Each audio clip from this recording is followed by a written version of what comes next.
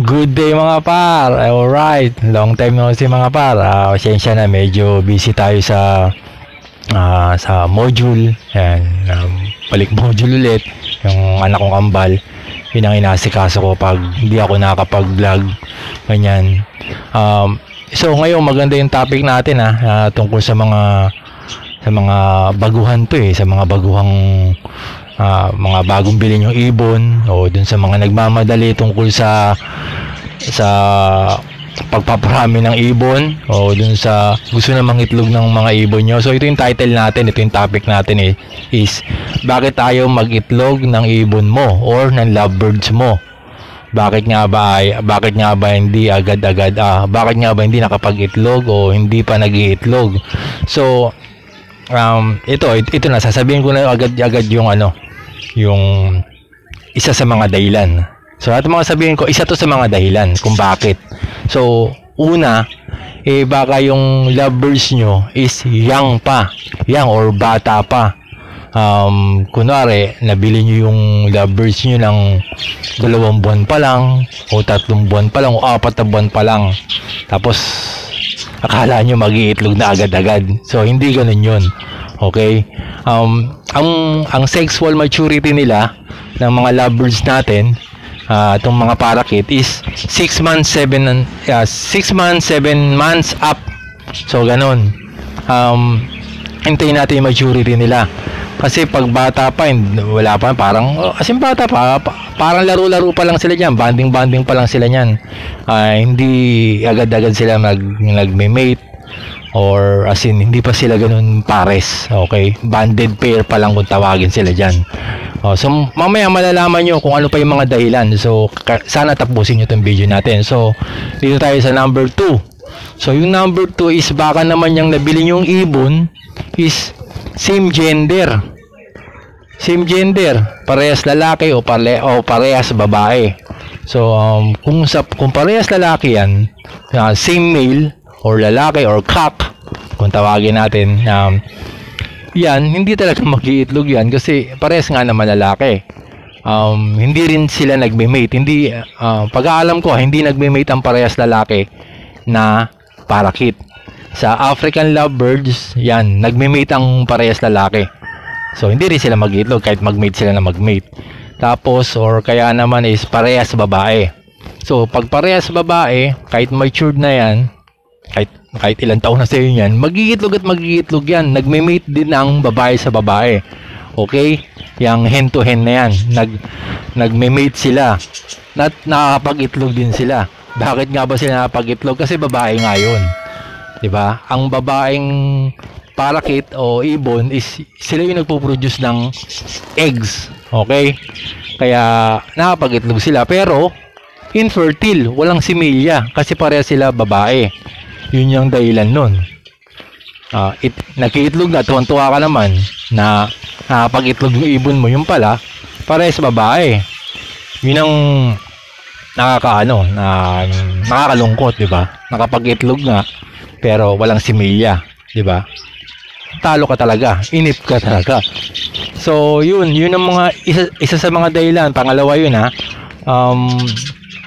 ano pa ba?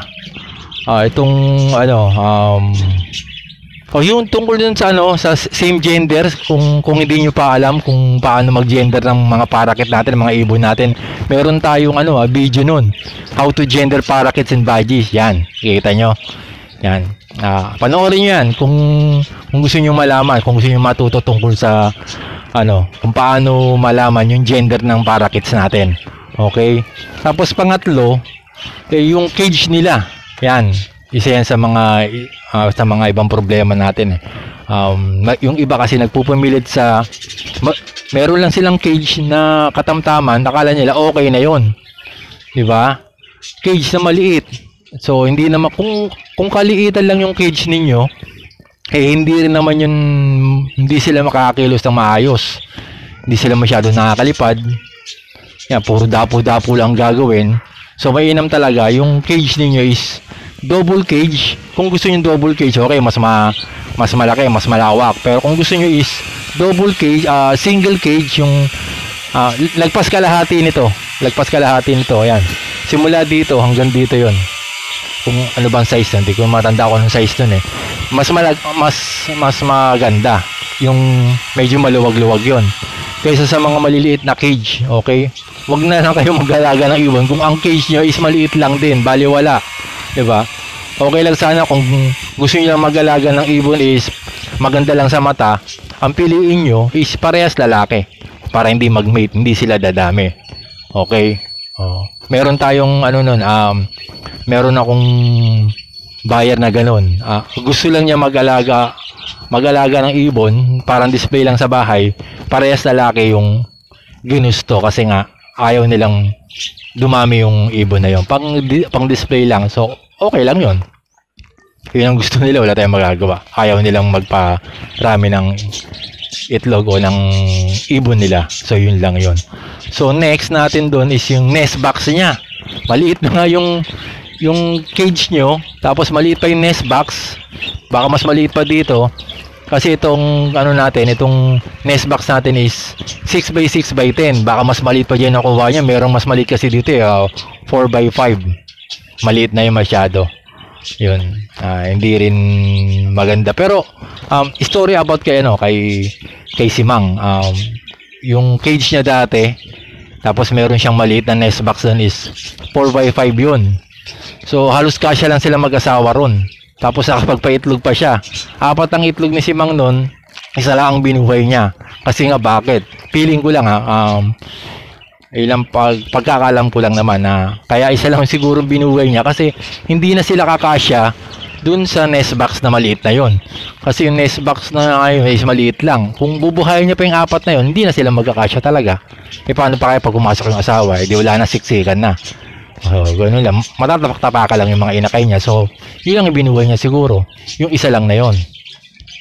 Kaya gano'n. Kaya after nun, nung nagkainakay siya na isa, bumili na ako ng double cage na. Ito yun. Ito yung double cage na yun. Kung nasan si Simang. Dito si Simang. Yan. Yung pumasok si Simang. Si Simang yun. Yun. Yun. Yun ang mga dahilan natin tapos ano pa ba? Meron pa tayong number 5, yung stress. Stress, nabubulabog sila. Sample sa nabubulabog, hindi kayo makontento sa pwesto ng cage nyo. Gusto nyo dito, sa taas, sa baba, palipat-lipat kayo ng pwesto ng cage nila. So sana kung saan talaga mas maganda ilagay yung cage nyo, doon nyo na lang ilalagay yung cage nyo. Huwag nyo na yung palipat-lipat. Kasi nai-stress sila doon. Diba? Yung palipat-lipat, nabubulabog sila. Tapos, bukod doon sa nabubulabog sila, sample ito pa sa mga tao. Kung ang cage nyo na ilagay nyo sa mga daanan ng tao, o kaya, siyempre, pag daanan ng tao, nandyan yung hawakan yung cage. Ay, may ibon, ang ganda, titigil pa ron. Diba? Titigil pa doon sa harapan ng cage nyo. So, nabubulabog sila. Hanggat pare medyo malayo sana basta medyo malayo ako, itong cage ko andun ako banda so mga 3 metro bago ko makalapit dito sa cage natin. Doon ako nagkakape sa harapan itong cage na to, yun sa pesto ko.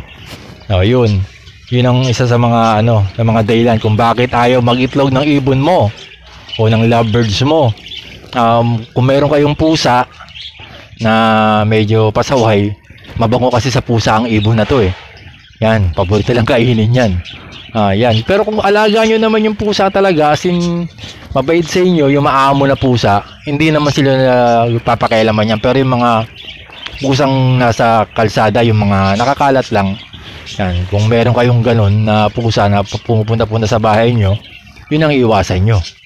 Dahil talagang bubulabugin yan. Baka pilitin pasukin niya, wasakin yung cage nyo. Tapos daga, isa yan, daga. Sa bagay, hindi man nakapasok dito ang daga. Bubwit nakakapasok, pero ang bubwit, hindi naman niya kaya yung lovebirds na yan Hindi niya kaya yan. Lumalaban ng lovebirds sa bubwit. Pero pag daga na, kung sakasakali makakapasok, sigurado, yari ang ibon nyo. Katay yan. Tapos bukod doon, yung sa aso rin yung sa aso, kung medyo malapit yung cage nyo sa aso, sana medyo ilayo nyo yung aso or ilayo nyo na lang yung cage nyo. Huwag masyadong malapit kasi sa kahul pa lang ng aso, di ba? Maingay na. So nagugulad yung ibon na bubulabog, di ba? Ganun na lang gawin nyo. Tapos number 6, yung sapat na vitamins sila at saka minerals. Yan, importante sa kanila yan. Importante yan sa kanila. Yan, tulad ng ano ba yung mga dapat mga pinapakain natin dyan. Every other day mo nyo lang napapakainin niya ng gulay. Ano ba yung mga gulay? Meron tayong ano niya na video. Ang title niya ng video na yan. Yan, nandyan. Tips para lagi malusog at maliksi ang lovebirds. Yan yung mga title ng mga ano natin, ng mga video natin. So ano yung mga gulay na yon? Mapanood niyo yan sa video na yan. Yung gulay na yon, mga green leaves tulad ng kangkong, talbos ng kamote, dahon ng malunggay, pechay, repolyo, lettuce, pwede rin naman. Pero ang lettuce, parang wala yata nakukuhang vitamina sa lettuce ang mga ibon eh. Ewan ko yun yung nabasa ko sa ano eh. Sa group, sa GC namin sa Facebook sa about lovebirds, yan.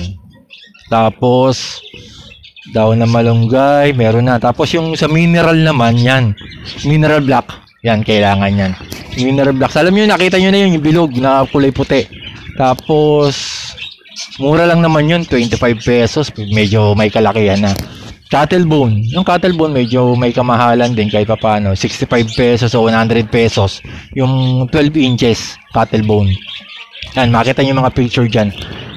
Nandun din sa mga video na yun. Yun ang importante yan. Tsaka uling pala. Uling. Importante yung uling na yan. Sa kanila, sa loob. Yung uling, asin yung uling na pang-ihaw natin, yung ginagamit natin sa pang-ihaw. Yan. Yung uling na yan. Importante yan. Tapos, yung uling na yan, iwas sa pagtatain nila. Yan. Tapos, sunlight. Morning sunlight. Yan. Itong pwesto natin, sakto to. Na sisinagan to ng araw sa umaga. Kaya yan, maliliks yung mga ibon natin. So, medyo swerte tayo dito sa pwesto kong to. Hindi ako nagkakaproblema. Walang bulabog. Meron dumadaan yan sa baba, mga tricycle, sakyan, pero hindi naman ganun kabulabog to mga to. Medyo sanay na yata sila. So, yun mga par. Basta yung mga video na gusto kong sana mapanood nyo, sana panoorin nyo kung talagang gusto nyo talaga mag-alaga ng mga ibon o gusto nyo magparami. Yan lang, sige lang. Panoorin nyo yan. Kahit pa paano may matutunan naman kayo dyan. At sa video to, sana may natutunan din kayo. Tapos, shoutout tayo kay ADV Avery. Bago lang siya nagbablog pero matagal na siya nag-iibon. Yan, si ADV Avery. Shoutout sa iyo, sir. At saka kay Formam. Yan, saludo ko dyan kay Formam na yan, ma'am. Saludo ko sa inyo.